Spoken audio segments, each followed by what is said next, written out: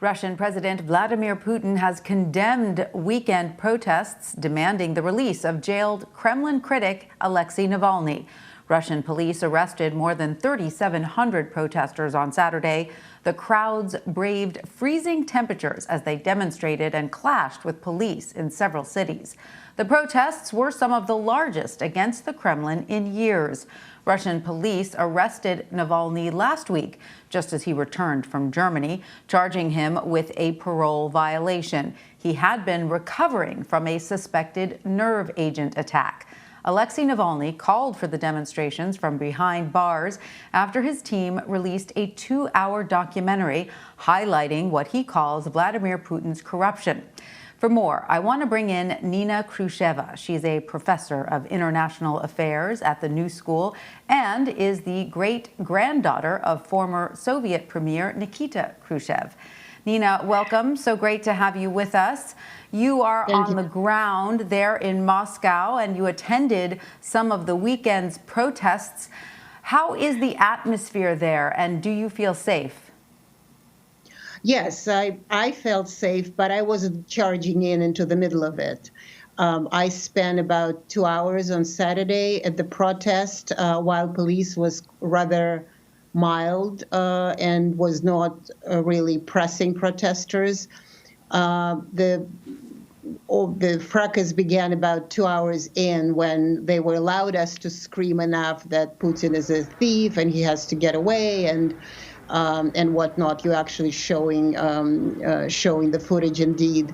And about 3:30, 4 o'clock, they started pushing people out of the square, and that's when the confrontation with police began.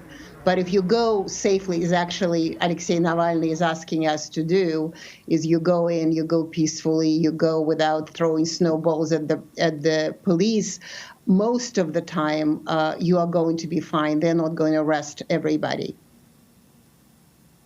So, Nina, as you know, the Kremlin is accusing the U.S. of meddling in Russian affairs for showing support for the protesters and condemning their arrests. How do you think that this might impact the relationship and diplomacy between President Biden and President Putin? Well, we already know that President Biden and President Putin do not have any love lost, and they haven't had it for many years, if not decades. President Biden, Vice President Biden at the time was responsible for a U.S. relationship with Ukraine. As you remember, in 2014, Russia annexed Crimea from Ukraine, and now Ukraine is engaged in a civil war between the kind of pro-Kremlin eastern parts of it and the rest of Ukraine. And so Biden was the point man for Barack Obama on that, and they've been disagreeing since then. So I think Navalny's case is just another drop in that bucket of disagreements and arguments and really not getting along in many other cases. So I think Navalny's case certainly would add to greater animosity. However, there are issues that probably Biden and Putin need to address, such as the canceled nuclear agreements and so on. And so they would have to have a very delicate dance between what diplomacy should do, but also how to sort of support Navalny's case and help to free Navalny. Now, I want to pivot a little bit to talk about social media, because we've seen how it has influenced so many countries' political movements. And there, social media seems to have the Kremlin playing defense at the moment. On Monday, President Putin denied reports from a YouTube video that showed him, or that alleged that he owned this billion-dollar palace near the Black Sea that, once again, his friends allegedly paid for, sometimes using public money. This video had 86 million views. When you see something like that, how effective do you think social media has been or will be in shaping the narrative of the current demonstrations that are going on in Russia right now? Well, with the video, I mean, Navalny's foundation, the Anti-Corruption Foundation, is very well known for its investigations. It has done numerous.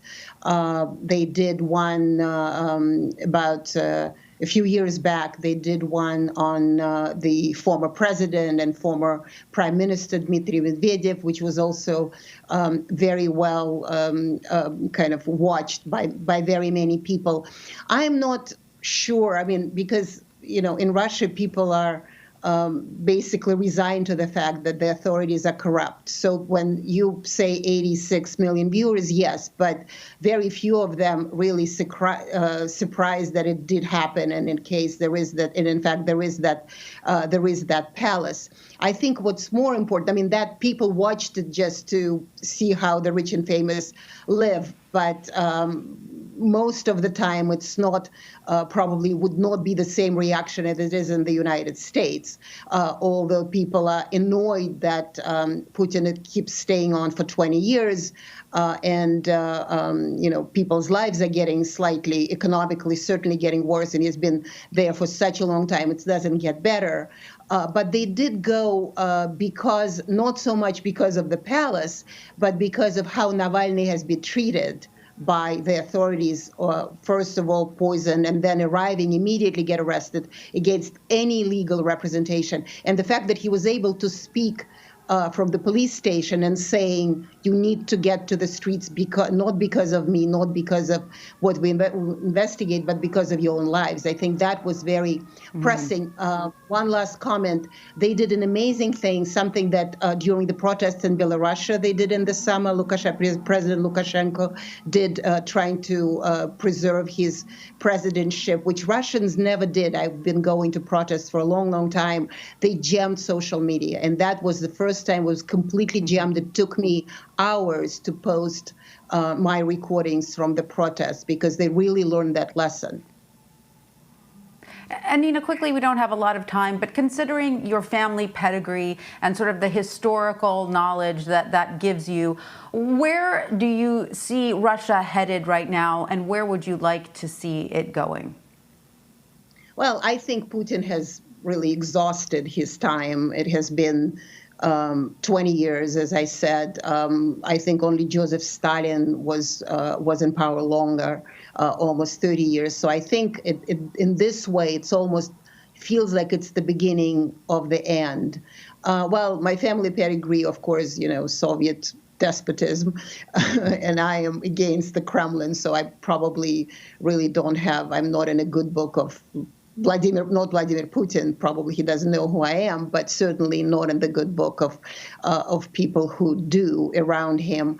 But I think the important part now is that I do think that those protests are going to repeat probably every weekend. Probably more and more people would go in. I've observed young people who were there.